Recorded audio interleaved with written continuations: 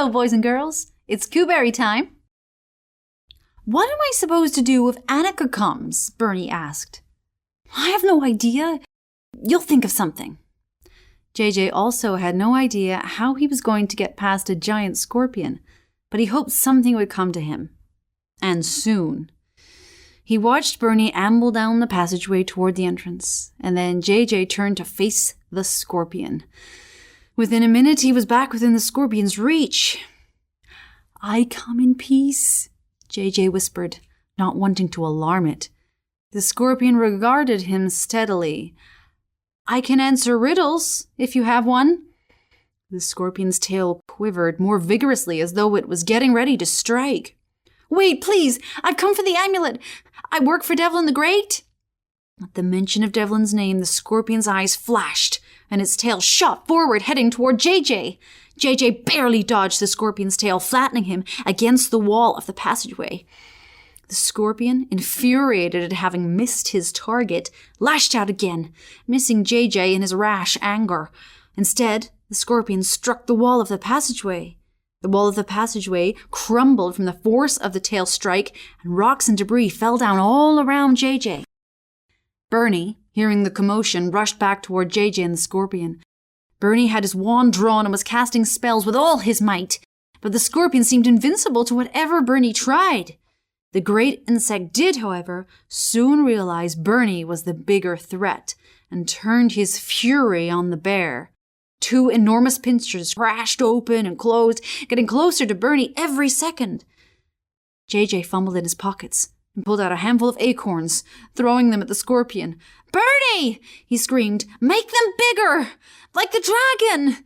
Bernie understood. With the next handful, Bernie cast a spell at the acorns. Right before JJ's eyes, the acorns became enormous boulders that conked the scorpion on the side of the head. The enormous tail slumped, and the entire creature collapsed to the ground. JJ turned to see Bernie standing, wand outstretched, with an enormous grin plastered across his face. Nice job, JJ said. Nice job yourself. Good thinking with the acorns.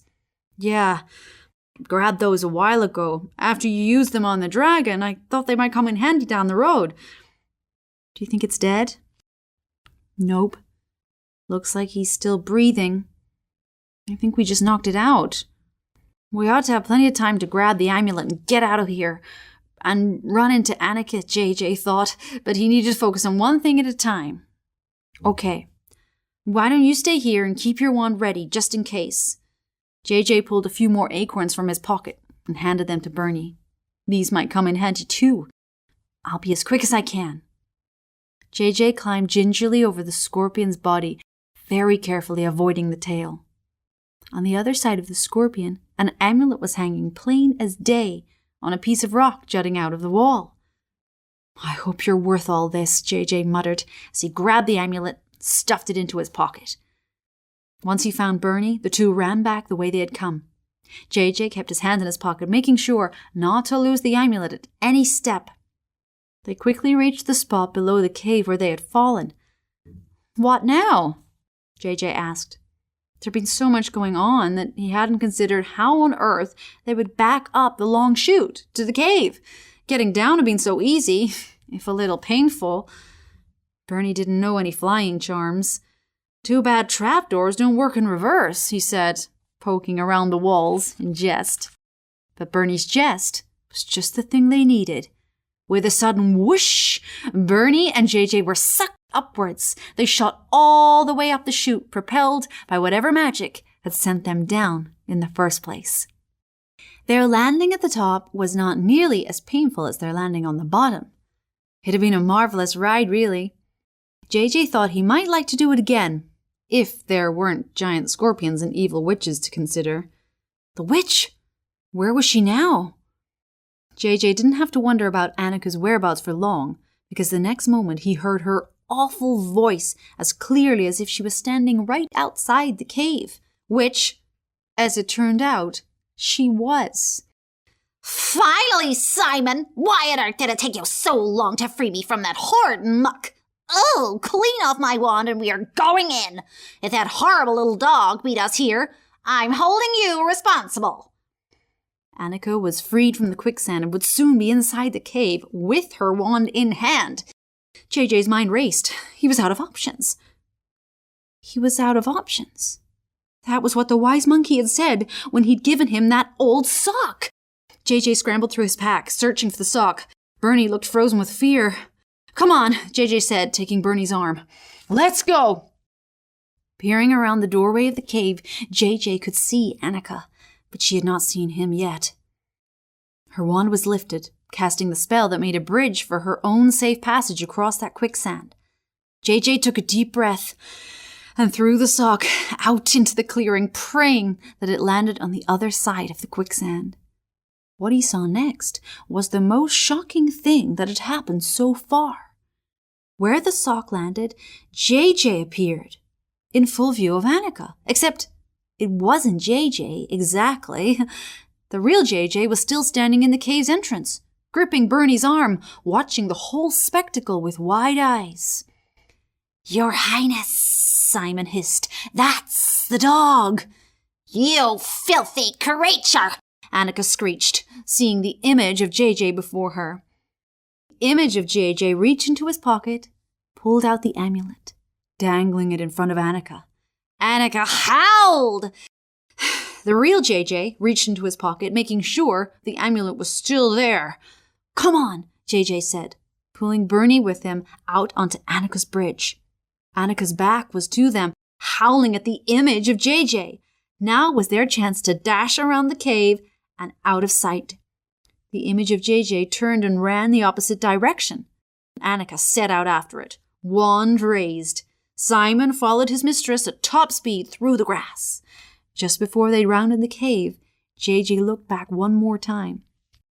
Annika sent a spell at the image of JJ, but when the spell hit the dog-like image, the dog turned instantly back into a sock, looking quite a bit worse for wear. Annika's rage filled the entire forest as JJ and Bernie ducked into the safety of the trees. "Where did you get that thing?" Bernie asked, panting as soon as they were sure they were out of Annika's range. "The sock? From one of the wise monkeys. He said to use it when we were out of options. I had no idea what it would do, though. Pretty neat." JJ and Bernie caught their breath. "So, what now?" JJ asked. "We have the amulet, but we still need Devlin's wand. Do you think she has it with her?" "It wasn't the one she was using, because that was red. Devlin's is blue. Anyway, we can't exactly walk up and ask her. I say we take the opportunity to head to her lair and search. Maybe she left it there for safekeeping." JJ nodded, spread out the large map of the entire area. He easily found the 3 trees of the wise monkeys, as well as the cave they had just come out of. "Do you know where her lair is?" he asked Bernie. Bernie nodded. "It's not actually too far from Devlin's. The foxes have always lived in close proximity, no matter how much they fought. When he got injured, I tried to encourage Devlin to hide further away, but he wouldn't." Bernie pointed to a spot on the map. "There." Mercifully, it wasn't too far away. "Let's get going," JJ said, and the two set off in the direction of Annika's lair. They hoped it would take Annika some time to find her way down the chute inside the cave, and even more time to realize the amulet was already gone. If they were really lucky, the scorpion would have gotten his bearings and given Annika a struggle too. JJ was hungry, thirsty, and sore in every muscle of his body. He felt like if he stopped for a minute, he might sleep for a week. But there was no stopping. The thought of Annika hot on their trail kept both JJ and Bernie pushing through the exhaustion. "Not much farther now," Bernie puffed. "It should be just around this corner." JJ's relief was short-lived. When they came around the corner, they saw nothing that resembled a fox's lair. "Guess not," JJ said and kept walking. "No, wait!" Bernie consulted the map. "This is it!" "What do you mean this is it? This is just a field surrounded by trees." "Look at the map. There ought to be a cave right there." "But there's not. Maybe she moved. And moved the entire cave with her? Besides, Her family has occupied this lair for centuries. If she had moved, the whole forest would be talking about it. Well, what do you suggest? We can't just stand here in the middle of a field. Bernie threw his paws up in the air. I don't know, but I know this spot right here is exactly where Annika lives. Bernie suddenly brightened. Maybe it's hidden. Bernie started poking the ground all over with his wand. We better not fall down another chute, JJ muttered as he followed Bernie's lead and started poking the ground.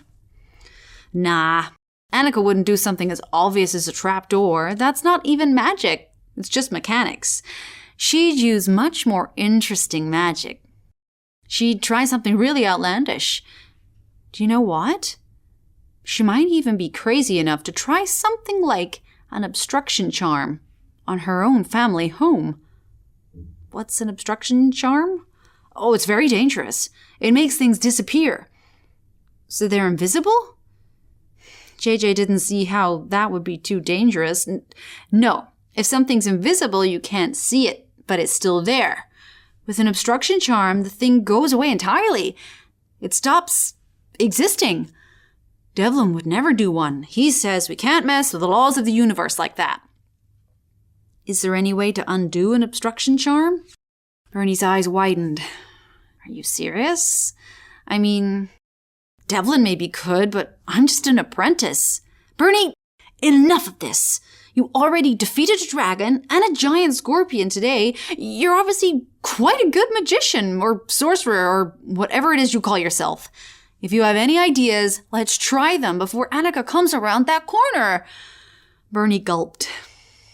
All right, but only if you tell Devlin we had no other choices. JJ smiled to think that Bernie still worried so much about what Devlin thought. After all the magic he'd already pulled off so far. Agreed. And one more thing. You go stand way over there, in the shelter of those trees. If this backfires, I don't want anything happening to you. What could go wrong? Either it works or it doesn't, right? JJ, remember that fireball that nearly hit you in the face? Without another word, JJ turned and headed for the trees. He found a spot well into the woods where he could still see Bernie standing in the open field. He watched as Bernie muttered something under his breath, then held up his wand and slashed it through the air. Nothing happened. Bernie muttered something else, held up his wand, slashed it through the air again. Still, nothing happened. Bernie looked disgusted with himself, or his wand, or both. He turned toward JJ and gave a half-hearted shrug. One more time, JJ called from the trees. Just try one more time, please. Encouraged by JJ, Bernie muttered something else, slashed his wand through the air, and waited. When nothing happened, Bernie sank to his knees, about to burst into tears. But what looked like nothing happening to Bernie looked very different to JJ. Standing a good distance away, JJ blinked his eyes and looked again. There seemed to be some sort of haze surrounding Bernie. Bernie! JJ called out, but Bernie wasn't looking up and didn't hear JJ calling. JJ could still see Bernie, but the haziness was getting thicker, making it harder and harder to see him. Then, no matter how hard JJ looked, he couldn't find Bernie at all. The haze was like a solid wall of stone. The haze was a solid wall of stone. Bernie! JJ yelled and ran forward. Bernie had clearly brought the cave back, but in doing so, had he been crushed completely? Bernie? JJ dashed into the cave, without considering the possible dangers inside, and was relieved to find Bernie sitting on the floor. Bernie still had his head down, disappointed by his inability to reverse the obstruction charm. He knew before he started what a difficult spell it was. His magic had been so successful thus far. He had started to feel like he could pull off just about anything. Bernie, you did it! Look around! Bernie sniffled and looked up. Took him a minute to realize he was now sitting inside a cave, instead of an open field. I Did it? You did it! JJ looked around. There was no question this was Annika's lair. The walls were covered with the same odd marks that covered the walls of the wise monkey's trees. But these marks seemed much more sinister. In one corner stood a small table covered with a heavy velvet cloth. Arranged on top were crystals of different shapes and sizes. One of them looked like it had been smashed to pieces in a fit of rage. The opposite corner of the room was filled with tall stacks of books, covered in dust and cobwebs. JJ picked one up and leafed through. He could not understand the words, but the moment he picked the book up, he began to feel a chill that started into the very center of his heart. He put it down abruptly. "Where do you think it is?" JJ asked. Bernie jumped. "What?" The thrill of reversing the obstruction charm hadn't lasted long. "The wand? Devlin's wand. Where do you think she might hide it?" "I don't know. Why don't you keep looking around in here? I'll go outside. If Annika used an obstruction charm, she was obviously worried about someone poking around. She might have hidden it in the forest somewhere or buried it underneath a rock or something. With all the magic she knows, do you really think she would have buried it under a rock?" Bernie shrugged. "You never can tell. Sometimes the simplest explanation is the right one." "Okay, but maybe I should go with you," JJ said. "I mean, maybe we should stick together. 2 brains are always better than 1. A couple of days ago, Bernie would have thought JJ wanted to keep an eye on him and make sure he didn't do something foolish. But by now, he understood that JJ truly meant what he said. He wanted to stick together, since they were true partners in this journey. Still, Bernie knew it wasn't the wisest choice. "I think, actually, it might be better to split up at this point. We're really short on time and in awfully dangerous territory. If something should happen to one of us, the other would still be able to carry on." JJ nodded. Bernie was right. Still, JJ wished he knew how to use a magic wand too. "Okay, I guess I'll keep looking here." Bernie headed out and JJ looked around the depressing lair. Of course, Annika wouldn't have left the wand in plain sight. They had done so well up to this point. JJ had hoped they could find the wand without encountering Annika herself. That was not to be. The knot in JJ's stomach returned as he soon heard a familiar screech outside. "My lair is back! What happened to the obstruction charm?" Wildly, JJ looked around. Between the back wall of the lair and the tall stacks of books, there was a gap with just enough space to hide. JJ squeezed himself in between the books and the wall and cowered, hoping his heart wasn't pounding so loud it would give him away. Annika burst into the lair in a white-hot rage, Simon slithering behind her. "Incredible! Unbelievable! Outrageous!" JJ winced as something smashed against the wall close to the stack of books. Annika continued her tirade. "It isn't enough that that dog reached the amulet first and then left me to deal with the vicious scorpion, but now I have to come here and find my obstruction charm has been undone as well." The amulet. JJ reached into his pocket to make sure it was still safe. The metal felt cool against his hot paw. The amulet was there, but JJ was concerned it might slip out of his pocket at any moment. He had lost his lunch money from that very pocket just the week before. Moving slowly and carefully, so as not to make a sound, JJ pulled the amulet out of his pocket and carefully slipped the chain around his neck. It would be safer there. "Who could undo an obstruction charm?" Annika went on. Simon remained silent, knowing Annika was not really asking for his perspective on these matters. "Only Devlin. Devlin is the only sorcerer with the skills for that kind of magic. But I took care of Devlin. I know I did. When I find out who did it." JJ didn't want to find out the rest of that sentence. He hoped Bernie was safe outside, wished again that he had a wand of his own and knew how to use it.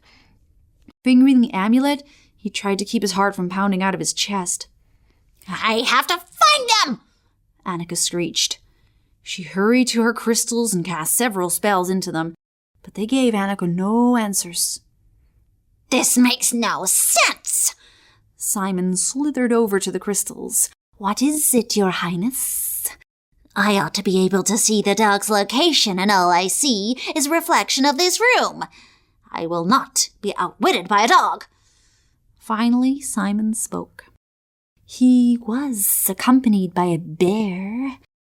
Annika let out an enraged scream. I will not be outwitted by a bear either. They've got the amulet. They're on their way back to Devlin now, if I'm not mistaken.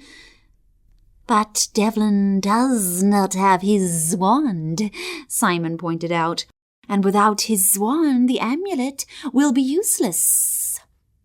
For the first time, Annika calmed. That is correct. Devlin does not have his wand. She reached deep into her robes and pulled out a cool blue wand, which contrasted sharply with her fiery red one. Devlin's wand. How I'd love to smash it to bits. But there will be time for that later. Annika slipped Devlin's wand back inside her robes. JJ was at once relieved to know where the wand was, and dismayed to know it was out of reach. How would he ever get it from Annika's pocket? I know. I must have remembered the spell wrong. Simon, where is my spell book? Simon headed toward the stacks of books, but Annika brushed past him. I'll do that. JJ trembled violently as Annika waved her hand in front of the stacks of books. The worst was happening. Before his eyes, the stack that was hiding him from view was moved to one side, and Annika stood staring directly at him. What happened next was beyond JJ's comprehension. I will find that dog, Annika muttered, and started flipping through a book while standing immediately in front of JJ. For whatever reason, she hadn't noticed him at all. JJ was baffled, but decided to inch carefully along the wall of the lair until he was out of her grasp. He watched Simon, and the serpent didn't seem to notice him either. JJ kept his hand on the amulet and kept inching. Past a smudged mirror on the wall and almost couldn't look at his own terrified face. When he did look, he saw nothing. There was no reflection of JJ in the mirror. It was as if he wasn't standing right there in the middle of an evil witch's lair. JJ fingered the amulet again and realized the amulet. It must have made him invisible. JJ was considering how to use his newly discovered invisibility to his advantage when he saw a clearly visible Bernie peeking around the doorway of the cave.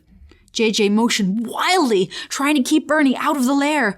Whatever was going to happen, JJ would handle it himself. Devlin had picked him, and he didn't want anything to happen to Bernie. But of course, Bernie couldn't see JJ either. Annika had her back to Bernie as she flipped through the spellbook. Nearby, Simon was hovering near Annika, waiting to do her bidding. He did not see Bernie either.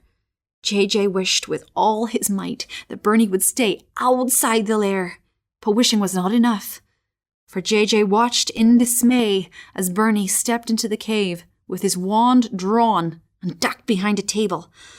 For all the courage and skill Bernie had shown so far, JJ had no idea how well he would fare when matched against a witch of Annika's skill. JJ had to make his move before Bernie did anything rash.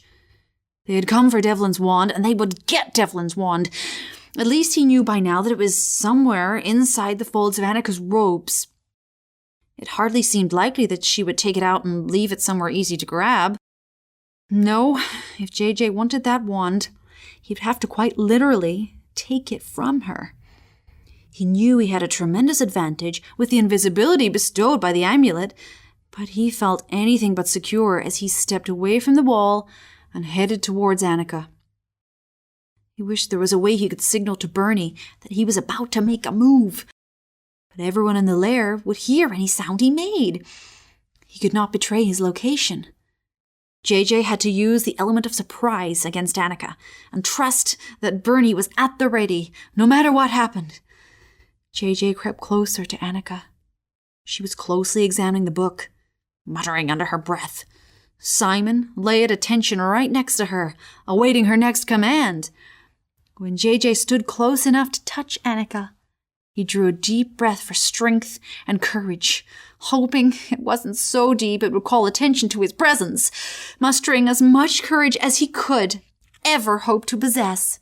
JJ stretched his right arm forward and reached into the folds of Annika's robe. He reached carefully, trying to pluck the wand from where he knew she had it stashed. That's all for today. I'll see you next time.